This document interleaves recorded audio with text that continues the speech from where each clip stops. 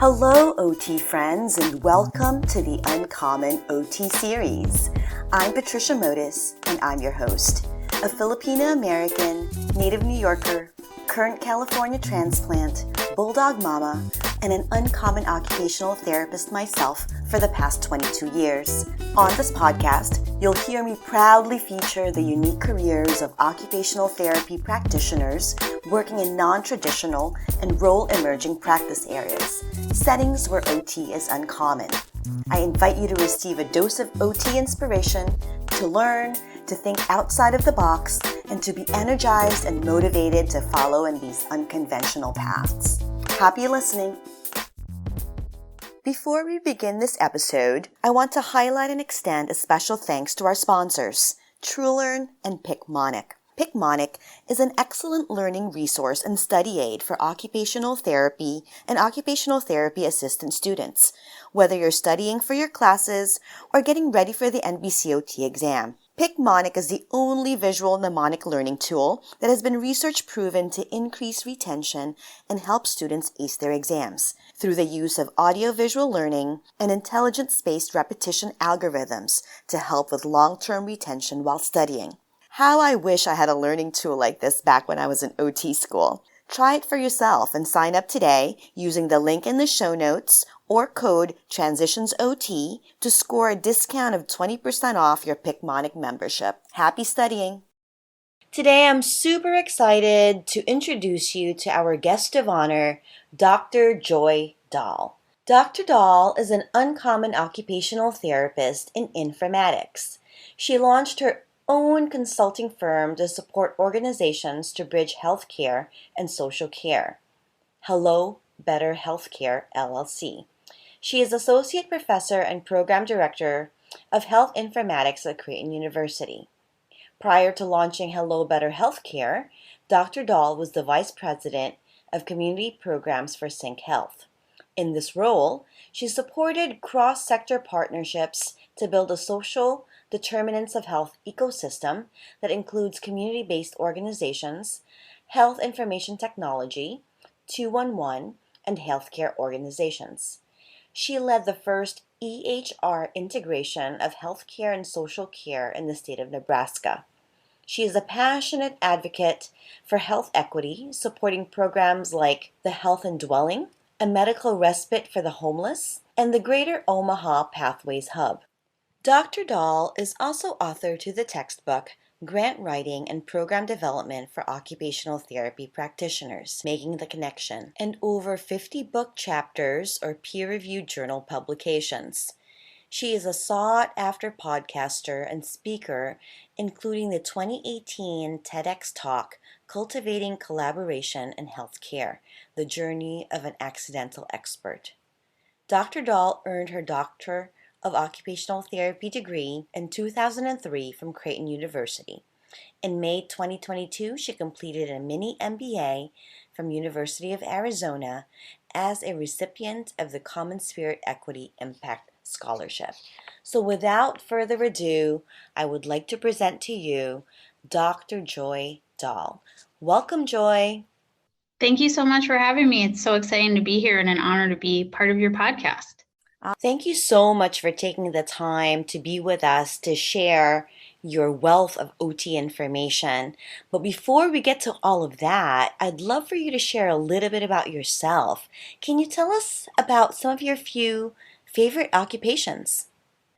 Yes, of course. So I love this concept of uncommon occupational therapy practitioner because I think that describes my whole journey. I started out really honestly wanting to do things differently and shake it up in the healthcare system. And I have had quite the journey of clinical practice, working in communities. I worked on 2 Indian reservations with community-based organizations, did service and trips in the Dominican Republic for many years, and really passionate about giving access to care to all individuals and making sure and defining health in a really broad way. Mm-hmm. So what's really interesting is I got involved in team-based care, and then that really took me into data and informatics because I found that using data and informatics could really help to justify change and transformation in the healthcare industry and have firsthand experience in that. And so now I'm starting in health informatics program and really interested in helping clinicians transition into understanding how healthcare has become a data-driven business and how they can be involved in using data for improving healthcare delivery systems. As far as personal occupations, obviously my vocation and work is really important to me. I love to read and write. I'm a mom to 2 kids. And so obviously they're at an age where their occupations are really important. And my daughter plays violin and my son's into sports. So those have become areas of passion to help their occupations grow. Yeah. And then, and I love live music, and I love to grow my own food, and really into local businesses and helping entrepreneurs and all kinds of fun stuff. Interesting. What kind of live music do you like to listen to out of curiosity? Yeah, I love music. So one of the things, in COVID is a lot of things that I really love to do. We couldn't do it as many people. And so it was something we had kind of paused doing. My husband and I did that a lot together. And so now we've refreshed. So we've been following a British band called Wolf Alice. We've seen them a couple times, but we have upcoming tickets to, and this will share my age, but Counting Crows, The Killers, and there's a festival coming to town that has, there's a band that was originally from Omaha called The Faint, and they're kind of like dance music. But I have a very wide range of music because my husband and I went and saw Fatboy Slim DJ on our honeymoon in Ibiza. So with the exclusion of country and probably metal, pretty much anything. Oh, I love it. So you and I have something in common. We are big fans of The Killers. Yeah, I saw them in 2005 in a very small venue, and they had delayed the show, so they grew in popularity. And after the show, we didn't know this, but they were being chased by fans, and their car drove up onto the sidewalk, and we had to jump out of the way. So we always tell people that we were almost killed by the Killers. That is hilarious. Oh my gosh. Before we press the record button, we joked a little bit about me referring to you as the original Uncommon OT. Can you speak to that a little bit? Yeah, thank you. That's kind of funny. I recently had to explain, my husband was playing a video game and people called him the OG, and I had to tell him what that meant. So this might be a great time to segue into the next question, which is to have you tell us a little bit more about your work in informatics. Yeah, so as I mentioned, healthcare has become a data-driven business, and there is so much data that is being collected on our daily activities and actually occupations, whether it be through health tracking apps, artificial intelligence, remote patient monitoring, and what's documented in electronic health records. The government put in a law called meaningful use, and there's a lot of policy around data being used. And people tend to forget that the P in HIPAA is not privacy, it's portability. And so one of the passions is how do we not only cultivate data, but also how do we get it in the hands of people to make the best decisions about healthcare delivery?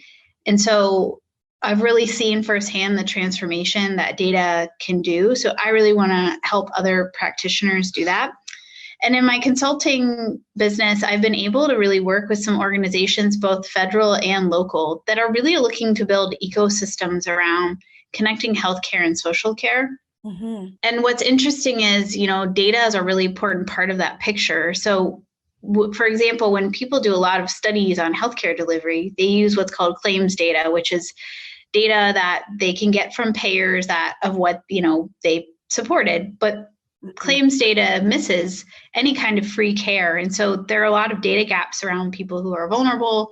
And so I don't know why it took COVID-19 for us to realize that social determinants of health and social needs are really, really important. Mm-hmm. But there's been a lot of movement.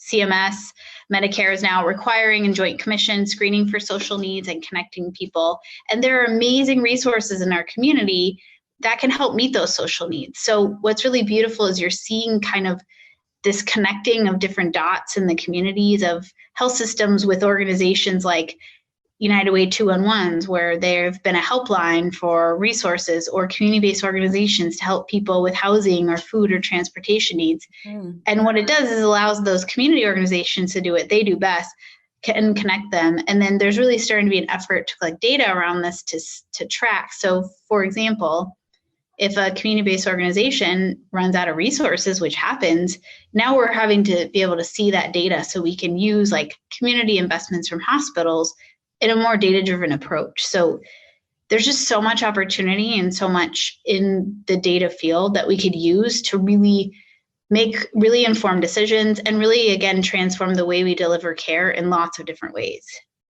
Yeah, so super interesting.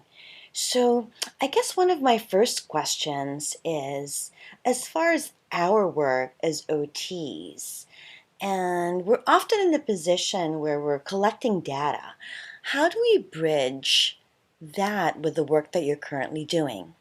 Yeah, so that's a really great question. So the wonderful thing about being part of a system is that you are entering data, right? So when you document something on an electronic health record, there is data that tells the story of the profession. And we have to be careful sometimes because data is all contextual.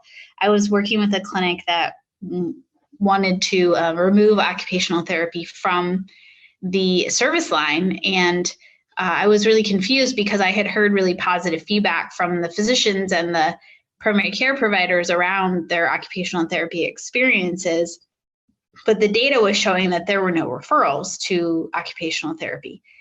So we did some informal investigating because that wasn't what I was experiencing or hearing. And it turned out that in the electronic health records system, you could only make a referral for physical therapy, and then you had to write in occupational therapy. And the providers were doing that, but when they did the back-end data pool, it only pulled over the referrals and it didn't note that. Mm-hmm. So it looked like only physical therapy was being referred to, and they were literally going to cut the service line. So one of the things that I think is really important is to become a data-informed clinician so that you can understand, you don't need to understand core data standards, or you don't need to learn SQL or how data is coded necessarily, but you need to have enough understanding of how data is used around our profession so that, for example, in the case if that hadn't been contextualized, the service line would have been eliminated and the data making that decision was uninformed. So, and it's the system that is set up so that the other piece of that that's really important is that we start to be part of decisions around how the technology infrastructure is built and how data is collected. Mm-hmm. So another example is when I led the EHR integration, the clinicians didn't come to the meetings where we selected where we were going to put things in the EHR, electronic health record, and then they were upset. And when I asked them why they didn't come, they were like, well, there was too much technical language and we kind of were overwhelmed. And so we were very intentional in the future meetings of saying, hey, come, we're going to call on you and we need your feedback. And then you can ignore all this technical language, but this is, you need to be at the table for that decision. And so again, being data informed enough to understand where data is going, how it's being used, how decisions are being made, and also feeling comfortable to be in the conversations to decide, if an electronic health record is not built in a way that's easy to use, things won't get documented well, and then there can be decisions made by administrators. So I just think that's a really way that occupational therapy practitioners can become involved without needing to get an informatics education. Yeah. So let's take a step back and tell us what inspired you to do this type of OT work. That's a great question. I think there's a book about careers not being a ladder and being a squiggly line. And my career has definitely been a squiggly line. And one of the things that I tell people is it's good to have goals, but I also think if you have such a strict plan, you won't be open to opportunities. Yeah. And most of my experiences have been someone else being like, oh, I think, Joy, we might be good in this space, and giving me the opportunity, and then me, obviously leaning in and doing the work. And I think I'm always inspired by trying to make a better system, because I don't think there's a single person that you would talk to that hasn't had a negative healthcare experience or is challenged by the healthcare system.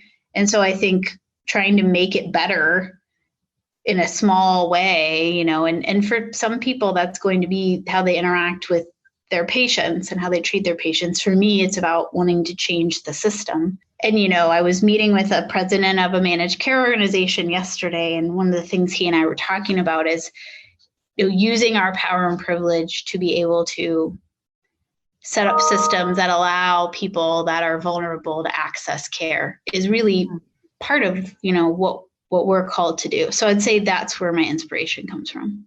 So another question that I have is whether OTs are well suited for this role. I mean, based on what you've said, it sounds like having our lens is really helpful. Yeah, I always think I have a friend who's in occupational therapy like me, and was higher up in a healthcare administrative role. And she's like, occupational therapy practitioners are unicorns. We can kind of do lots of different things. And I do think one of the things that we do really well is we understand buy-in. And, sometimes change moves only at the speed of trust, right? Like, we might know that it's the right thing to do, but maybe we don't trust the system or we don't trust the person we're interacting with. And I think occupational therapy practitioners are really good at figuring out what gets people bought in. Like, if I'm a clinician and I'm recommending this intervention and my patient thinks it's a bunch of garbage and they don't engage, that's not good OT, right? So I take that same concept and I think about it on a systems level. And so how do I think about helping healthcare leaders make decisions, and what is the right way to present that, and how do I get their buy-in? Because that's, to me, how change happens, when people are bought into and we're all kind of moving in the same direction. Now, at the same time, that doesn't mean that we don't have diverse perspectives and experiences. That's also critical, because we can't solve problems with one vision. We all have blind spots. So I think that our natural ability to collaborate both with our patients, families, and other clinicians just really makes us natural born leaders in these spaces in ways that maybe we just haven't even thought about. And I wrote a piece for OT Practice because I feel like there's these comments about being non-traditional, or I love your term uncommon. That's beautiful. But we should not be afraid to be innovators and push things, because we're innovative and creative every day in helping people adapt to disabilities. Why can't we help adapt the healthcare system and use those same skills?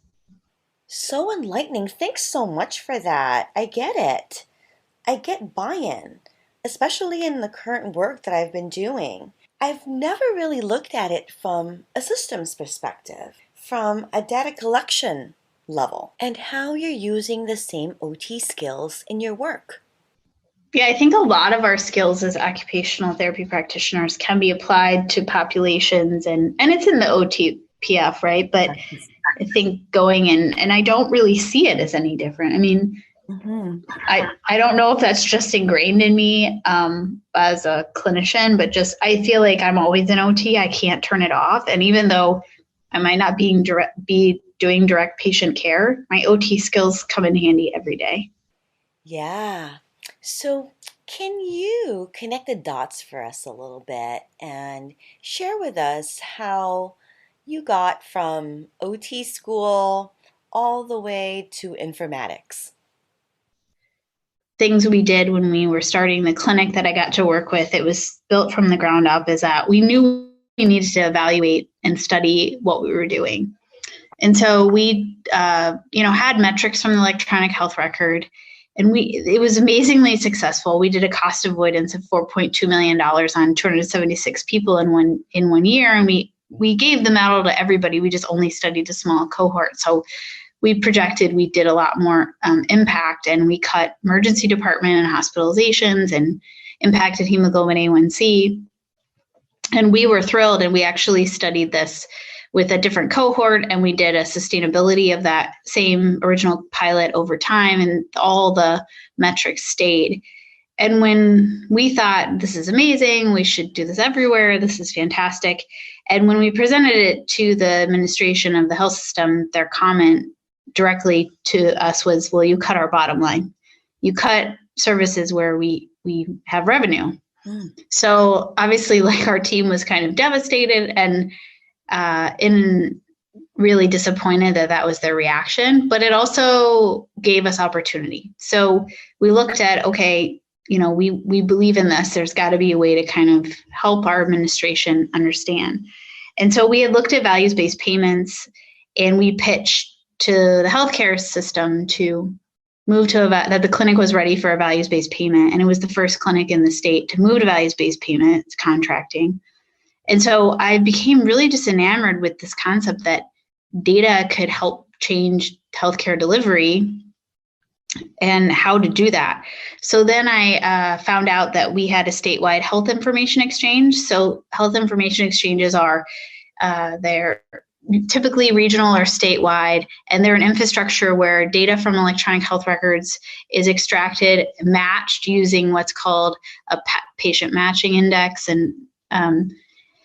and the data is then bundled and then available to clinicians to help make comprehensive decision making. So it doesn't matter where you go receive care, your healthcare record is complete, and your clinicians can see all the information. Mm-hmm. And so I embarked on doing a research study with them, looking at low back pain and imaging. We published that research that showed that 51% of imaging was wasteful. So you could make a case that instead of paying for imaging, you're paying for therapy, right? Then the opportunity arose to actually work with the Health Information Exchange. And so I went and worked with this data company, and then fell into this whole world of social care data, which is like this emerging field where there's new Z codes and standards, and found out that there's so much needed to collect the data that you have to do before that, building the infrastructure to allow for screening for social needs and getting technology to connect to one another, building data standards. So what's coming from one data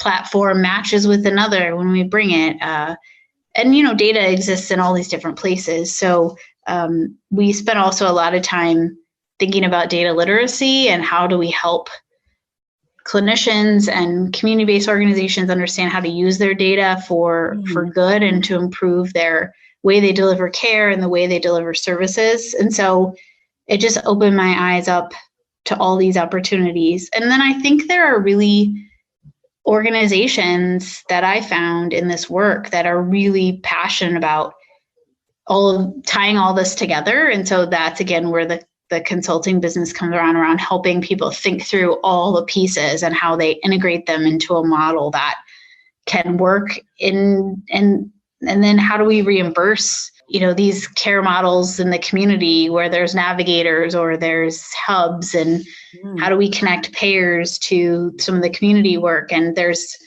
under Medicaid, there's now the option to bill in some states under the 1115 waiver and pay for social needs, but you have to prove you're making an impact. So you need data. So there's just so much swirling in that. And so there's just huge opportunities. And to be honest, nobody really knows the answers. There's a lot of experimentation, and I really like to be in that space where we're kind of doing rapid PDSA cycles to figure out, okay, we're going to try this. How's this work? And we're going to talk to this payer and what resonates with them, and just try to work towards solutions. Would you mind sharing with us what a typical day might be like, or a typical problem that you might be addressing in your day? Yeah, I think that's a great question. So one of the things that I found is, although like health systems have similar health IT infrastructure, the way that it's implemented is incredibly diverse. So obviously there's health systems that have electronic health records that are the same company, but they might have different packages. And so when we were working with the health systems on social care and these requirements around social needs screening, the way that all the health systems were doing it was so different. Some of them are integrating into their electronic health records. Some of them are doing it on paper. Some of them are having self-screening. And so our team was really what we called solution oriented. And that's really how I think about the work today, that there's a lot of different ways things are delivered and implemented. And we really go in and I really go in and meet people where they're at, and then work collaboratively to develop the solution that's going to work for their system and their organization, because there's not one right way to do a lot of this work. it's a lot of listening and then working together to problem solve, and sometimes experimenting a little bit to say, hey, how is this going to work? But also from the front end, building in the metrics to be able to very quickly fail fast and adapt. The electronic health record integration we did that in like 6 weeks. So it was moving very quickly. There were a lot of people involved. And so it was almost meeting every other day and huddling, and it was pretty much all problem solving. Like, in this testing, this isn't working, or we put it here and they don't like it. And just really moving quickly, communicating, and just, knowing that there's going to be challenges and looking for the solutions that work. And that's why, again, you want a lot of people involved in a lot of these, because if I'm not on the day-to-day, I can't probably come up with the right solution. So we have to co-create it.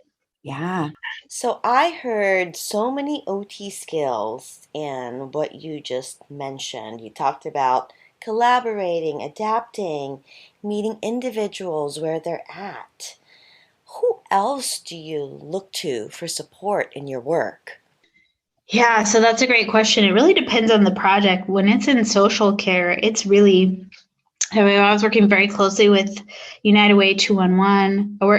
When it comes to social care, what was really fascinating is many of the healthcare organizations, the strategies were placed in different divisions of the health system. So in some of them, I was working with the folks in community benefit, which do the community health needs assessment.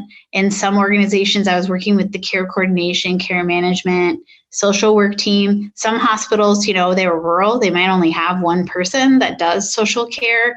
And so it was really interesting as far as that. Now, when you're leading like an EHR integration, you have to have your technical folks, you have the vendor, you have project management, you have your clinicians, so it broadens. But I think one of the things that I learned from working in the interprofessional world is really that value of all those different perspectives and making sure people feel comfortable to speak up and give their perspective so that we can actually develop something that works. Because so much health IT is not, people aren't happy with it. It's not working in a way that they value. Well, maybe if we co-created it together, and it's going to slow down the process a little bit because we're soliciting different perspectives and opinions. But if the goal is for it to be utilized, to me, technology without utility is kind of pointless. So is data, right? Absolutely. If we don't go back and look at it and define it and use it to help change things, why are we collecting it? I find that there's a lot of over data collection going on. Yeah, I think that's fair. People are over-screened, and that comes to somewhat to the lack of interoperability where things can be shared. And obviously, data sharing needs to fall under very secure and privacy guidelines, and that's really important. But there's also context where having that information for patient care, for clinical decision-making is important. And so those are important things to think about as far as how we move forward and how data can be exchanged. What I find fascinating is that people actually pay companies to give them their genetic code. So people are freely giving data and very intimate data away to some organizations. And I'm not sure how informed some people in our society around, but if someone that I worked with was very brilliant in saying if the product is free, you're the product, right? And they're using your data to do that. But people do that quite frequently, and electronic health records sell data, and data has become very powerful. Again, understanding, to your point, where data goes and the choices that people have. And I think it's a continuum, because you'll see people that will share pretty openly, say they have cancer and they need experimental treatment. They may post their diagnosis very openly. But then there are other things that people really want to keep. And so it may change even in your life of what you want shared and what you don't want shared. And so not all of that has been answered and fleshed out, but people give a lot of data away. When you track your steps on a phone, that data is not yours. So how can we be more responsible? Yeah, I think data stewardship is really important. And again, people have a continuum and different perspectives of that, but being aware and helping patients understand where data goes and what's available. I mean, patients expect their data to be exchanged if it's meant to help improve care, and that's not always the case. Helping them understand why they're being asked the same question and why that data isn't available. And some of that might be that we just haven't changed our processes. It is available. Yeah. And looking at some of that.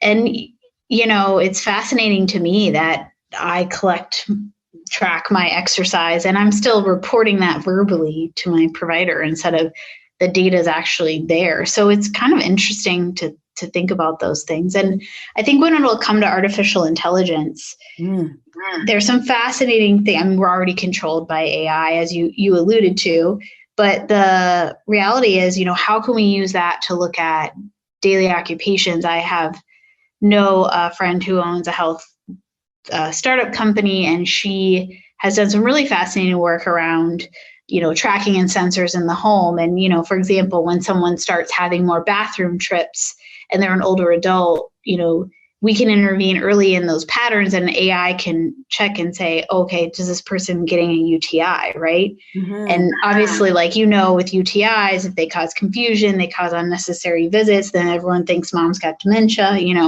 So there's ways it can be used. But then when we get to more complicated occupations, those are harder patterns to track and make sense of. So I just think data always needs to have context, and we need to rely on the tools, but human interfacing and interacting with it is still critical, and becoming a good steward of what data you're sharing and where that's going might be something as an individual you want to think about. But it also depends on your situation, right?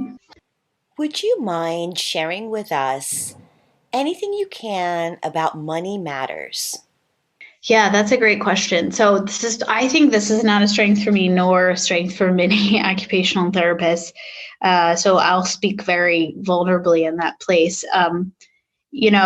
Setting up my own organization was very scary for me. I had friends that were like, you can do this full time. And I was very nervous about not having, sustainable income. The breadwinner of our family. My husband's company doesn't offer benefits. So there's some caveats and things that are really important for us to think about. Mm-hmm. And I try to work with people around their budgets, but I've become more bold in that, I realize that people are willing to engage me for the expertise I have. And, I haven't found the balance. So I want to really admit that. But where do I have conversation? Where am I saying, okay, I've given you a lot of free information. Is there an opportunity to engage? And I've become more bold in that, because I realize that if I'm not doing it, and I'm giving the information away for free, if I then build the expectation that there's financial around it, people are unprepared. So I think having those conversations up front is really important, and being transparent about the value of your time. Mm-hmm. When it comes to pricing, that can be really tricky. But I typically do scope of work, and I'll ask people, and it depends a little bit on the organization. Like if I'm doing a training and they're a nonprofit, they may have a set budget, and I'll try to work within that, but I'll be clear about what my deliverables are. Yes. And then it's I read a piece, and it's just like breaking down, like, for example, I'm doing a training, it's an hour and a half, and they're paying me, and the number, it's really breaking down to $25 a person, which is a very reasonable rate for what I'm offering. So I think, knowing that and knowing the resources of the organization, but that is something that I certainly struggle with, more of like, I'm such a collaborator that I'm like, oh, let me tell you this. And then I don't say up front or stop the conversation when it should be, and put value to that. So I definitely think it's something I'm still learning how to do. Well, thanks so much for sharing that with us and for your transparency. Yeah, it was really scary. It took a lot of convincing, and I was very lucky because I was leaving my old position, and I had people contact me that were interested in partnering. So I really didn't have to solicit a lot of business. Mm-hmm. But I was proud of myself. I don't know if you've read Brene Brown, but, like she points out, like if you're feeling kind of yucky about a request, you don't have to do it. And so I said no to something in the last week that just didn't, like I was feeling resentful of the request. There wasn't a lot of time, and they were expecting me to do this thing. And, it's like, wait a minute, this is a lot of work and this isn't really my expertise area. And then another opportunity where someone contacted me and wanted me to do a session. And I was like, well, what's your budget? And they were kind of shocked. And I was like, well, other people usually pay me for that. And that was factual, right? So just getting a little bit bolder in those and not feeling like awkward about that it's completely okay to put value to what I offer. Well, congrats on that. I can completely relate. Yeah, I think the other thing is, as clinicians, I mean, most people don't know what they're charging the patient, right? So it's hard to put value to the work because that's not really something transparent in healthcare.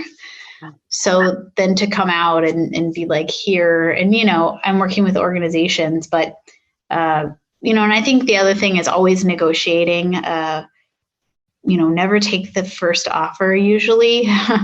And learning to have some of those conversations. I'm also very upfront. I have a friend who's looking at a job opportunity and she's gotten through stuff. And she's like, well, I don't even know if I want to take it. And I was like, there's no reason to do the third interview at this point if the salary is nowhere near. So I think just have that conversation. Mm-hmm. Don't waste their time or yours. People can respect that. And so I'm usually pretty good in being like, okay, let's at least discuss what the payment is and having that up front, because I don't want to waste their time, if I'm not going to do the work because it's nowhere near where I'm looking to go. So I think from salary and from contract work, that's important. Great tip, which might be a nice segue into our next question, which is, if you had any career advice for any of our listeners, what would that be? Yeah, that's a great question. I mean, I think we put ourselves often in a box, and I often tell people there is no box except the one that you create. I do like the work of Adam Grant when he talks about people that are original, and that often people that are innovators or original are typically like that in one area of their life, but have a lot of routines and habits and conservative behaviors in others. So, when you look at other people and think like, wow, they jumped off the cliff, they're so brave. Reach out to those people, because I guarantee you they probably were scared, or they're probably still unsure, and that the way we experience people's lives and experiences may be very different than what they actually are going through.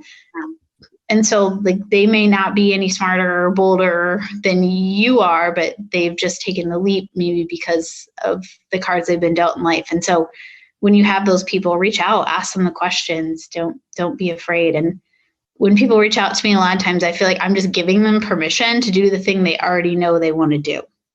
I mean, I think for me, I just don't ever want to accept the status quo. And so I'm always working to try to do that. I also take my privilege and power seriously and know that I need to give back based on where my position is in society, and that's important to do my best in that. But I've been in plenty of situations where I'm ignoring the signs of this is the direction I'm supposed to go, right? And due to fear and anxiety. And so it's really easy to say and certainly much harder to do. I think one of the things is find the people in your life that can coach you, that you can ask questions of, and then be willing to be that for other people. And one of the things that I really learned in the recent challenges I've had of discerning what was going to be next for me is that I am so willing to do that for everybody else, but I had a really hard time accepting that from others, and that people were more than willing to help me. And so it was, took some humility to be like, okay, it's my turn and I need some help. Yeah. And when I reached out to people, the way that people was so helpful. I mean, I had a friend that sat down and helped me with, the LLC, and I could text them anytime and just ask some questions of people when I felt unsure. And, and there was one time where I felt really unsure of something because I was at the bank trying to set up, and I ended up being right. And that person was like, yeah, no, that person was wrong. And I was like, that's what I thought, but I wasn't confident enough to challenge because it was just new. And so just having those people in your life to gut check has been really something helpful to me. So leaning onto your supports. What great advice. Are there any myths or misconceptions that you'd like to demystify today? Well, I think a lot of people are really surprised that occupational therapists can do this type of work. And so I think it's just, that's, a common thing to like, I'm never afraid to be the only OT of the room or the one that is doing it first. And I think that paves the path for people to come behind, and I want that. So I think that's just not being afraid. I mean, when I would work in interprofessional work or team-based work and people were like, how do I get on the team? I'm like, one of the best things is to just show up and say, hey, I'm here, because unfortunately, because we're not a well-known profession, people aren't necessarily always going to invite us. Right. But if you show up and show your worth, they're definitely going to invite you back. I've experienced many times being the only occupational therapist in the room and really being the voice and representation for our profession. And initially, I felt that was kind of, really a lot of pressure. But now I welcome it because it's an opportunity for me to really share our value and how we can actually complement the rest of the team. Yeah, I think that's a great point. I mean, a lot of it's just role modeling and showing up. And I find interesting about our profession is once people know what it is, they value and they want us there. But if they don't know, they just don't know, right? So that being willing to educate, and if there's one thing I can underscore is advocacy, both at the individual and the systems level, is such an important skill that we just have to continue to do every day. And I know it can get old, but it's so important to do. Dr. Joy Dahl, thank you so much for everything that you've shared. If any of our listeners were interested in following your work, being in touch, how do they do so? Of course. So probably the easiest way is this through LinkedIn. Happy to get connected that way, and then can provide my email. I have a website, hellobetterhealthcare.com, where you can see links to my publications and some of the talks and things that I've done. But yeah, I'm happy to talk to anybody because it does take a village to move into these spaces. And I always learn from other people. So I appreciate the opportunity to connect. Thank you so much, Dr. Dahl, for coming on the show, taking the time to share your story, and for all of the work that you do for our profession. Thank you so much. It's so fun to always talk about, and I just love the concept of the uncommon and the positive way of looking at ways we can grow and expand our profession. So thank you for hosting this podcast and allowing me to be a part of it. And that wraps up another inspiring episode of the Uncommon OT series. Connect with me at www.transitionsot.com. And don't forget to sign up to be part of the Transitions OT community. By doing so, you'll receive my latest compiled list of uncommon OT practice settings, the latest news on mentoring offerings, uncommon OT live events, non-traditional OT resources, and more. You may also follow me on my social media pages on Instagram and LinkedIn. And if you love this episode, head on over to Spotify, Stitcher, Apple, and Google Podcasts to follow, rate, and leave a review. I also ask you to consider pledging your support to my Passion Podcast project by being a patron on Patreon. It is very much appreciated. Sending big OT love. Thank you so much for listening. Until next time.